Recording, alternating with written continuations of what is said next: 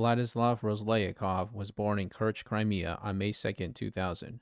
He grew up in the rural exurb of Kerch, known as Arshintsevo. As a child, his family called him Vladik.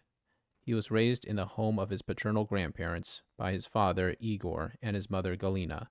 A quiet, thin woman, Galina was a low-paid orderly at the hospital in Kerch. Igor was a former soldier who had served in Afghanistan for several years. After he returned, he was assaulted. This resulted in brain damage. He began collecting disability payments. After the brain injury, Igor became aggressive towards his family. He reportedly beat his wife and son, as well as his own parents. He was also an alcoholic. Neighbors said Igor was more often drunk than sober, and he became more violent when intoxicated. On at least one occasion, he had taken a sword into the front yard and threatened neighbors, challenging them to a duel. Neighbors remember Roslyakov as a hyperactive child who displayed sadistic tendencies. He reportedly was once seen hanging cats by their tails in the basement of the family home and laughing as the cats howled. He was caught trying to capture wild kittens, and many neighborhood cats began to disappear. Neighbors were so concerned they asked his paternal grandmother to have a child psychiatrist examine him. She dismissed their concerns, believing Vladik's behavior to be normal. His mother was reportedly unable to stop him as well. When Roslyakov was 10, his parents divorced. Galina brought him to live with her in a run-down apartment not far from his father's home. The conditions in the house were horrendous, and they lived in poverty. Sometime after divorcing Igor, Galina joined Jehovah's Witnesses, a religious sect banned under Russian law. Neighbors described her as a very devout follower who spent much of her time in prayer. Some neighbors felt Galina showed no concern for what her son did because she was too focused on her new faith. However, this conflicts with stories that Galina would frequently punish her son for disobeying the rules of her faith.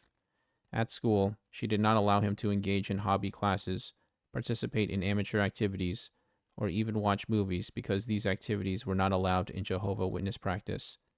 Though Roslyakov often joined Galina at Jehovah's Witness services, he did not consider himself a member and would often make fun of them.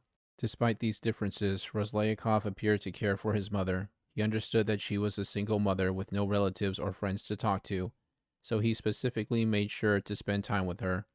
Roslyakov attended a local public high school and was described by one teacher as a normal, sociable child who smiled often but struggled in school, receiving poor grades. He was reportedly popular with girls but avoided them because he was more obsessed with sports. In the 7th grade, he started getting into fights. Roslyakov spent extended periods of time after school in the library, using the school computer.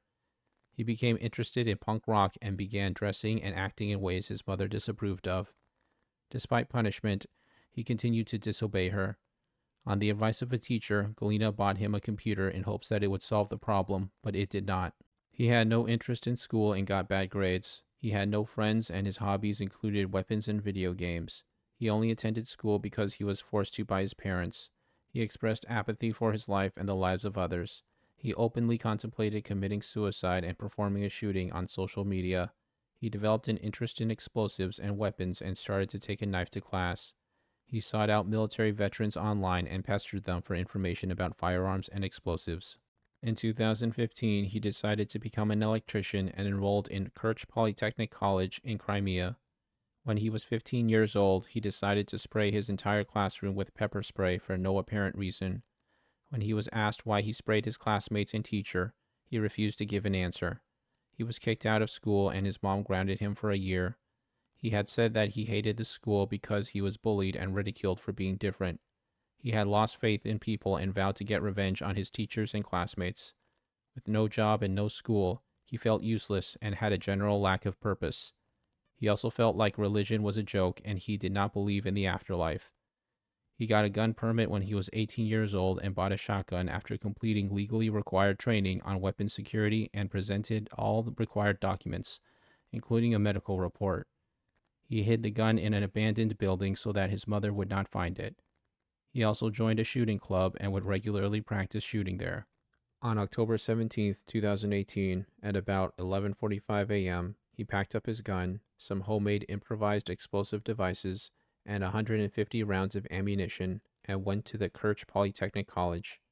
Before leaving, he burned a Bible in which he had highlighted verses, along with his mobile phone and other books. He entered the school through the rear entrance to avoid the metal detectors and set up some booby traps using his homemade bombs.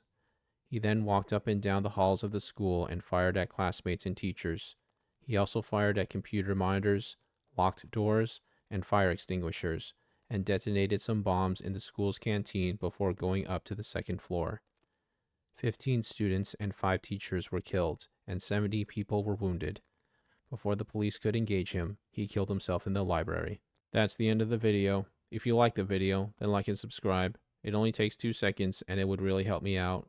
Feel free to check out the other videos on my channel.